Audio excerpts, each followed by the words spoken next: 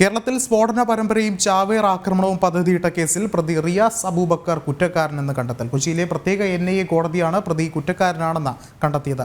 പ്രതിക്കെതിരെ UAPA 38, 39 വകുപ്പുകളിലും IPC 120B പ്രകാരവുമുള്ള കുറ്റങ്ങളും തെളിഞ്ഞു. ശിക്ഷാവിധിയിലുള്ള വാദം നാളെയാണ് നടക്കുക. ഒരിക്കൽ കൂടി ജിജീഷ് ചേരുന്നുണ്ട്. ജിജീഷ്, എങ്ങനെ നോക്കിക്കാണാം?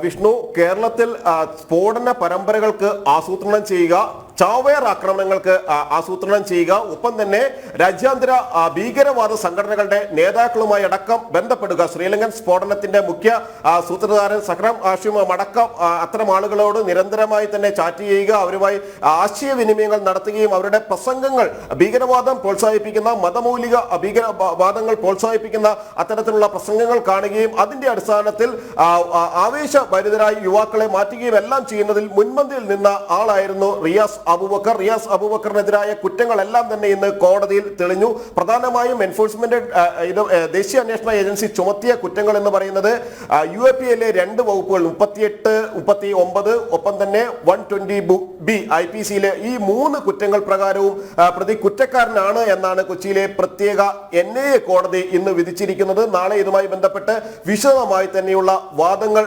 കേൾക്കുകയും ചെയ്യും. അത്തർ വ്യാപാരി എന്ന നിലയിലായിരുന്നു പാലക്കാട് സ്വദേശിയായ റിയാസ് കൊച്ചിയിലെത്തിയത്. അതിനുശേഷം ഇവിടെ മറ്റ് ആളുകളുമായി ചേർന്ന് ഗൂഢാലോചന നടത്തി ചാവേർ ആക്രമണത്തിന് അവരെ പ്രേരിപ്പിക്കുകയും ചെയ്തു. തുടർന്ന് മറ്റ് 2 പേർ ഈ ഒരു ഉദ്യമത്തിൽ നിന്ന് പിന്മാറി അവർ ചാവേർ ആക്രമണത്തിന് തയ്യാറല്ല, ഭീകരാക്രമണത്തിന് അല്ലെങ്കിൽ സ്ഫോടന പദ്ധതികളുമായി സഹകരിക്കില്ല എന്ന് വ്യക്തമാക്കിയ ഘട്ടത്തിൽ പോലും റിയാസ് അബൂബക്കർ അത്തരമുള്ള ആക്രമണ പദ്ധതികളുമായി മുന്നോട്ട് പോവുകയായിരുന്നു ചെയ്തിരുന്നത്. തുടർന്നാണ് ഈ 2 ആളുകൾ റിയാസ് അബൂബക്കറിന്റെ സംഘത്തിൽ ഉൾപ്പെടുത്തിയിരുന്ന മറ്റ് 2 പ്രതികളെ മാപ്പുസാക്ഷികളാക്കിക്കൊണ്ടായിരുന്നു കോടതിയിൽ NIA മുന്നോട്ട് പോയത്. ഈ മാപ്പുസാക്ഷികളുടെ മൊഴികൾ തങ്ങളെ ഇത്തരത്തിൽ ഭീകരവാദ പ്രവർത്തനത്തിന്റെ ഭാഗമാക്കാൻ റിയാസ് നിർബന്ധിച്ചിരുന്നു എന്നതടക്കമുള്ള പ്രധാനപ്പെട്ട മൊഴികൾ ഈ കേസിൽ ഏറ്റവും പ്രധാനമായി മാറുകയും ചെയ്തു. മാത്രമല്ല, റിയാസ് അബൂബക്കർ നിലവിൽ ദേശീയ അന്വേഷണ ഏജൻസി ചൂണ്ടിക്കാണിച്ചിരിക്കുന്ന കുറ്റങ്ങളെല്ലാം ചെയ്തതായി അന്വേഷണ സംഘത്തിന് ബോധ്യപ്പെടുകയും ചെയ്തിട്ടുണ്ട്.